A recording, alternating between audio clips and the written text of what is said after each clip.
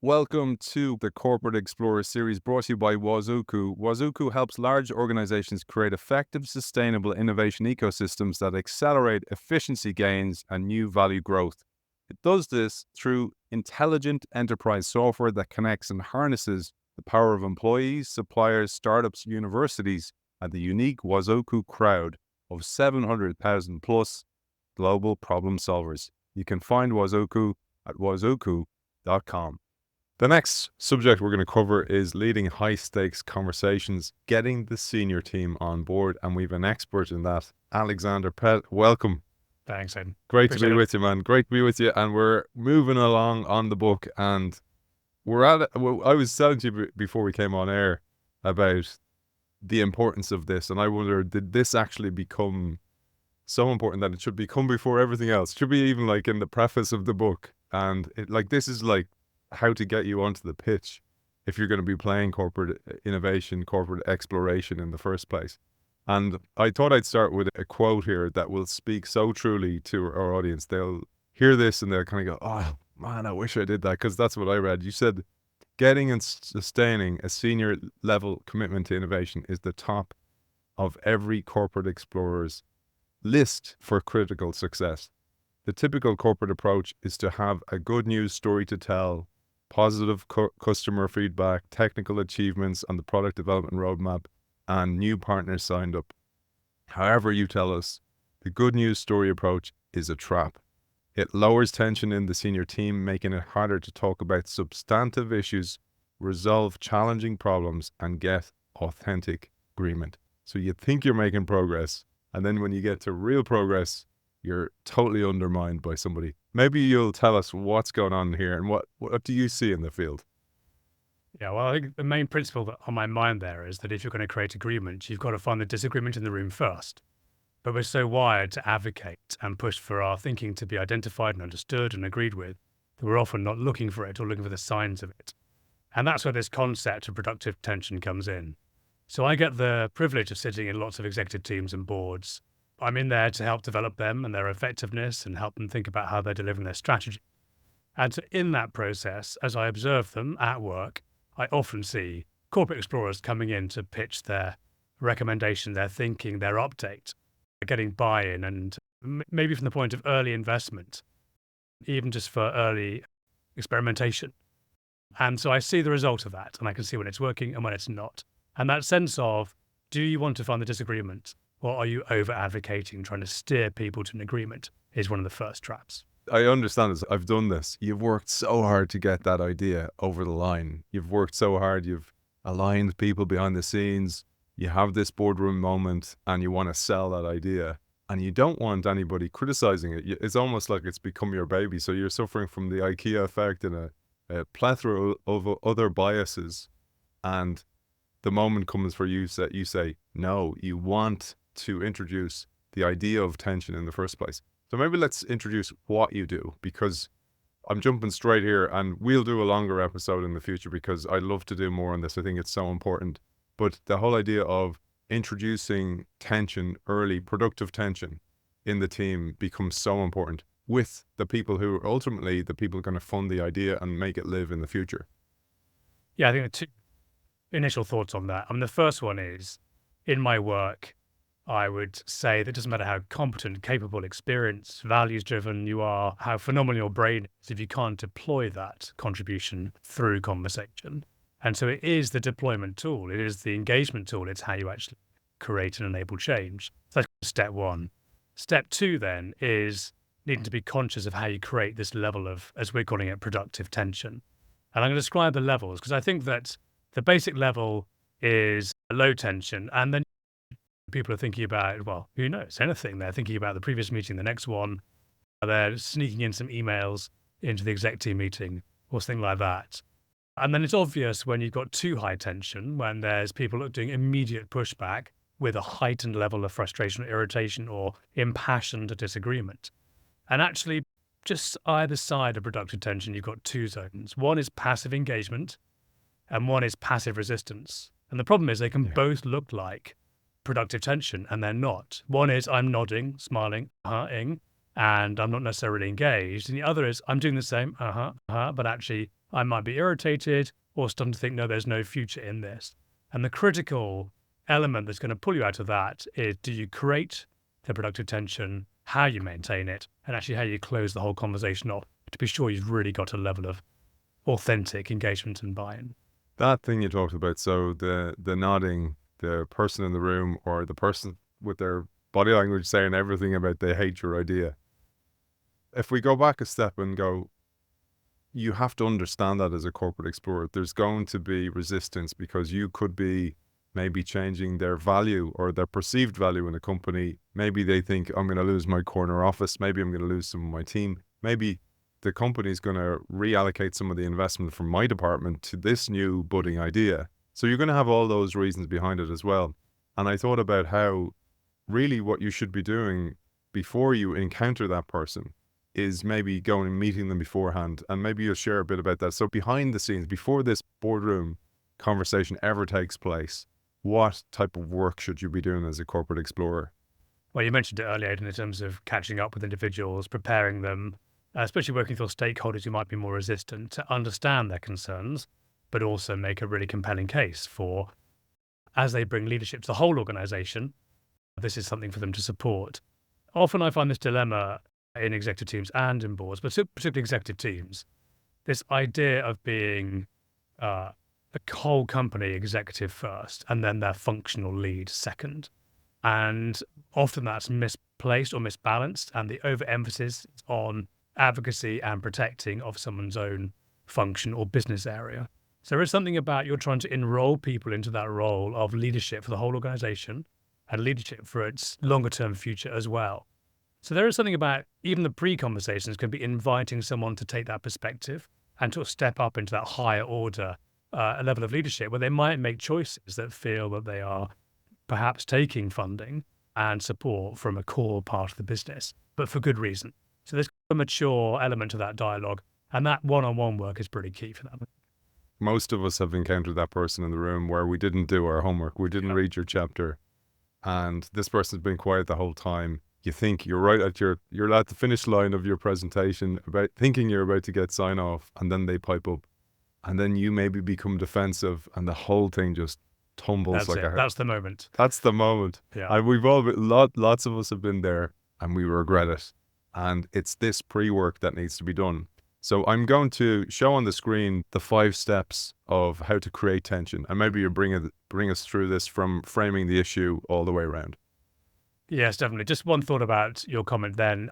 Even when you do good pre-work, you can always be surprised. And what we're not really dealing with here is the sort of political dynamics as much, where you're working with high integrity, but you're also being quite skillful politically, and you're very aware of the dynamics, and you're trying to set things up well. So even when you think you've got agreement, sometimes you're just surprised, and there's something going on politically you weren't quite aware of. So there's that challenge. But even in that moment, before I talk about that, the sort of the methodology, there's that need when you get the pushback to really be disciplined in making yourself curious rather than either over advocating or becoming visibly defensive. And that rather than that, but this is the reason why, no, tell me more about why you're concerned. I want to understand that. And even though it can feel like you're giving the detractor airtime in the executive team or the board, it's the most crucial thing. And what I've really noticed over 20 years of doing this work is that people are rarely stuck on a memory of not having been agreed with, but people are really stuck on not having been listened to, and sometimes from 10 years ago. So that sense of the listening and the validation of someone's value in their comment is a crucial part of enrolling them in that moment. So before we go to the framework, I thought about this because I went, this communication, all these skills are skills that we should be taught as children even, because our relationships should be better. And even like you said there, it's going back to, it could be something in school, it could be something your parents did. And even like, for example, if I'm having an argument at home with my wife and the kids are around, I'll tell the kids when they're, and going right back to when they're younger, it's okay for this to happen. A healthy argument is okay as long as you don't lose it. Yeah, as long as you don't lose it like in the boardroom. But I think that piece is so missing from not only a corporate explorer's world, but most business people's world, most people's world. I mean, this is a really fundamental part, I think, of being effective as a corporate explorer. which is there's a sort of higher level of awareness and personal self-possession I think you need as well. And to make the point, my daughter is 12. Her classmates' parents are both neuroscientists.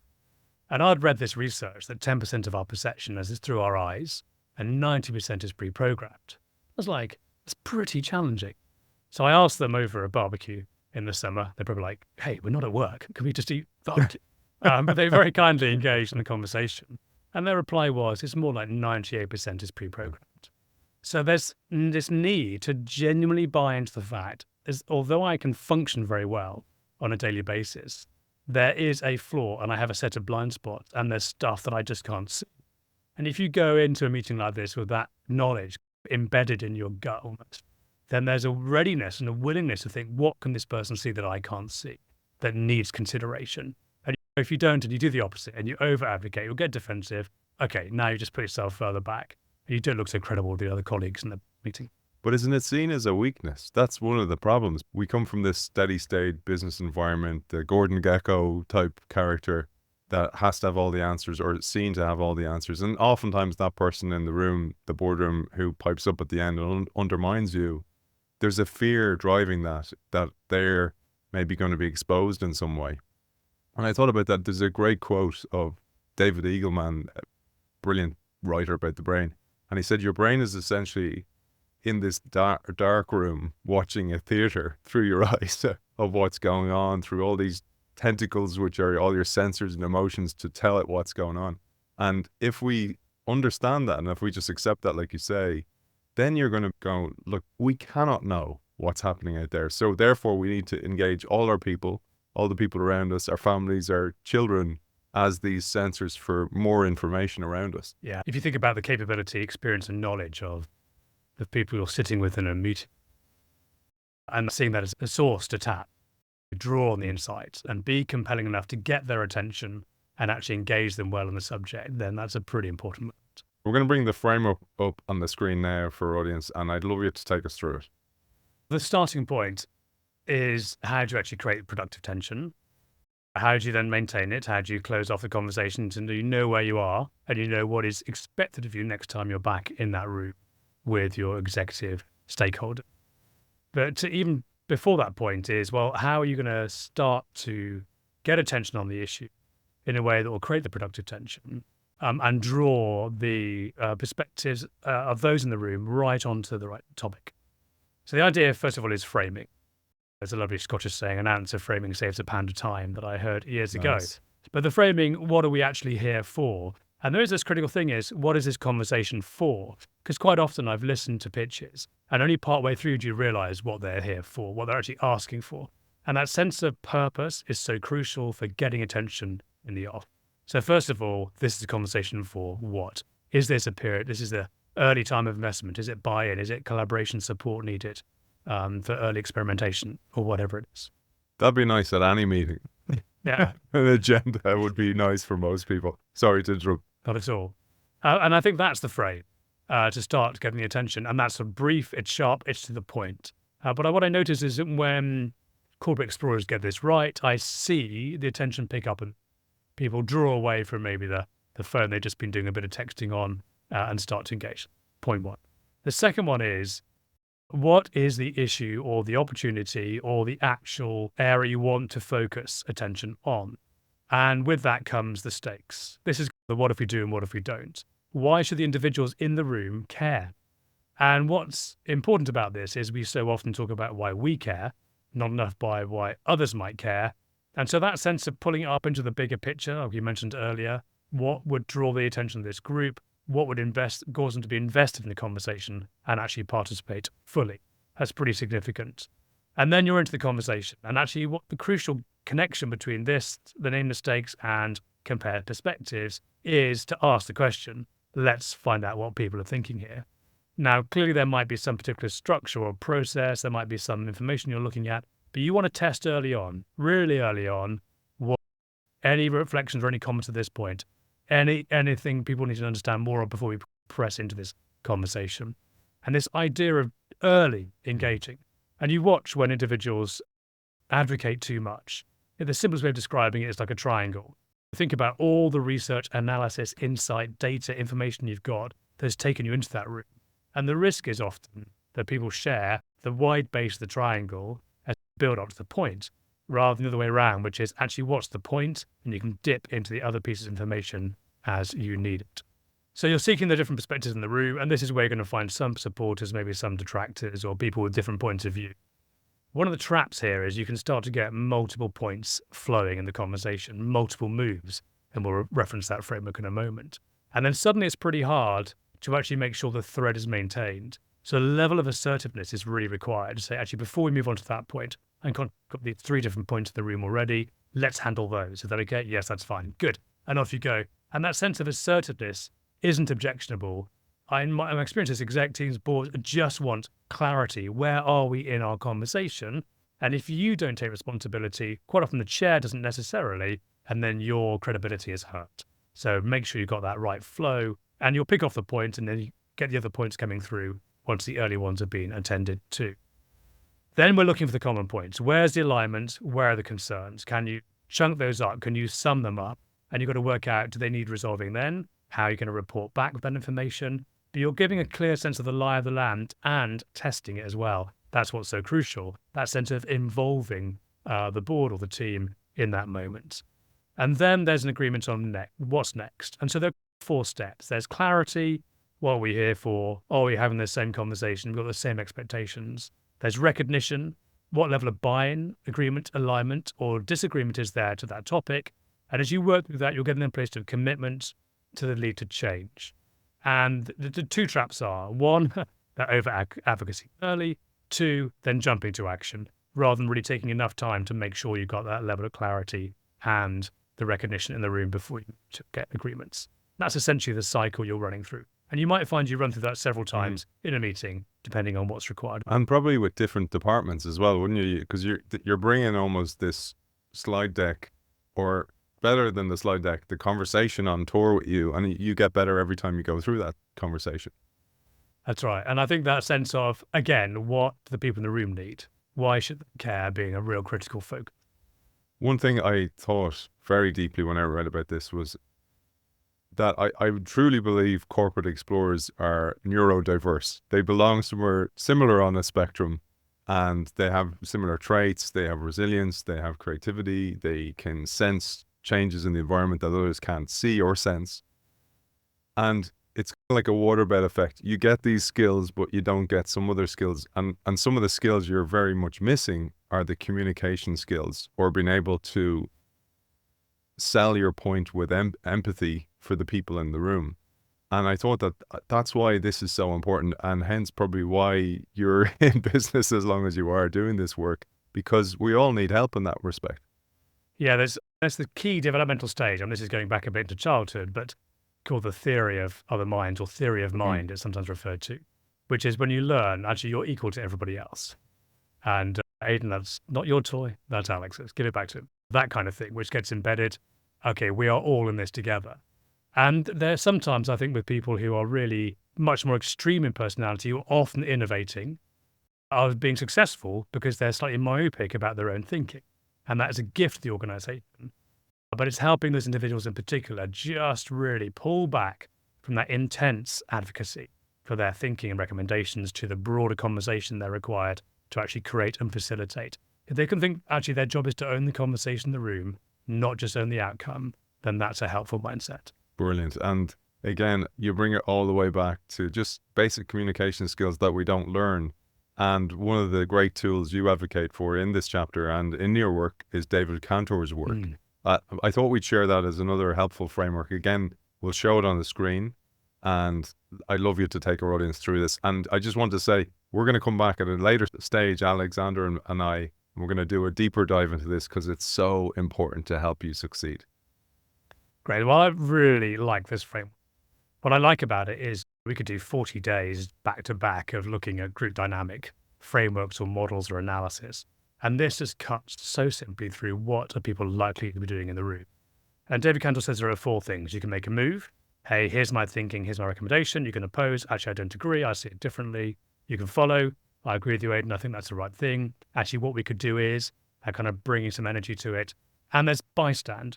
And bystand doesn't translate brilliantly. It sounds passive. But actually, the bystander is looking at the dynamic and where the flow of conversation is and commenting on that. Actually, hold on a minute. Before we go to action, I heard different views in the room which sounded significant to me. And if they're not answered, I think it's going to slow us down later. Does that sound like a fair concern? And I think there are two others. There's asking questions and answering questions as well. But this work gets to the heart of the flow of dialogue, what is and what isn't helping make progress. And there's this lovely technique where you can just assess a dialogue from each person's name, who's moving, opposing, following, and bystanding. And you get a sense of the pattern developmentally. But for the corporate explorer, there's a real need to notice, where are we? Is there too much follow and not enough oppose? And you think, surely it can't be this easy. Well, it probably isn't. Something isn't being surfaced. You might be in that passive engagement or even passive resistance. And I think as well, that sense of being willing to facilitate the dialogue, looking for the oppose, following up on the support, and just making sure you've got an appropriate mix you'd expect to have when looking at an issue that might be quite challenging to those in the room. When you think about what people who take up innovation roles buy into in the role, it's like innovation labs, creation. You see, the role is very, very political. You have to be this brilliant salesperson. You have to be a facilitator in some ways. There's a lot more skills there. And I think that's the great thing about a book like this and your work is that you're bringing to the fore and shining a light on the need for this. But one thing keeps coming back to mind, and I'm thinking it maybe as a final thought, is again, that person in the room who undermines you, because you talk about that, and it brought up old wounds for me, because it happened a lot for me. And then I know a good therapist. Good therapist. I don't know if they could do that work. Even like you say, you do this work, sometimes you're going to come across those people. What's your advice for when you do? When? Yeah, I think a helpful phrase is good communication lies in the response. I don't remember where I read that, but I think it's a really useful challenge because the moment you're not getting something, typically what I'm going to do is blame you. And actually that's a problem because I have to take responsibility for what's the quality of my communication and how do I own helping you get something. So I think that's the first step for me, which is I've got to own that and own how else might I engage with. I think the second thing is that you're just inevitably going to hit blocks. And so the political work, the pre-work, the follow-up, and having enough advocates in the room, of course, is a key part of doing that. But the main challenge is that outside the room, we're all cool and calm, and we can think very straight. And I've sat with corporate explorer teams doing their prep work, and they just have got run through their presentations, really sharp, really clear, really looking to get a dialogue flowing. And then you watch them in the moment, a little bit of pressure, and then it tips usually into over-advocacy, defensiveness, tension goes too high, and then someone else has to intervene to try and change that. Then the credibility of the individual and the project start to suffer. So it's that sense of really being prepared, really knowing what your real work is, and that how you handle it can be as important as your answer. Because the moment you're stuck and look defensive, then others might start to buy in less to your recommendations. And they're looking for that weakness sometimes as well.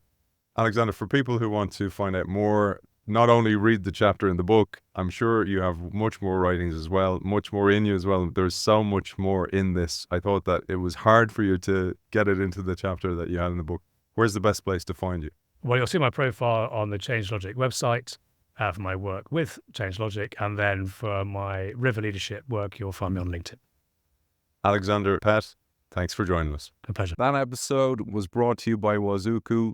Wazuku helps large organizations create effective, sustainable innovation ecosystems that accelerate efficiency gains and new value growth. It does this through intelligent enterprise software that connects and harnesses the power of employees, suppliers, startups, universities, and a unique Wazuku crowd of 700,000 plus global problem solvers.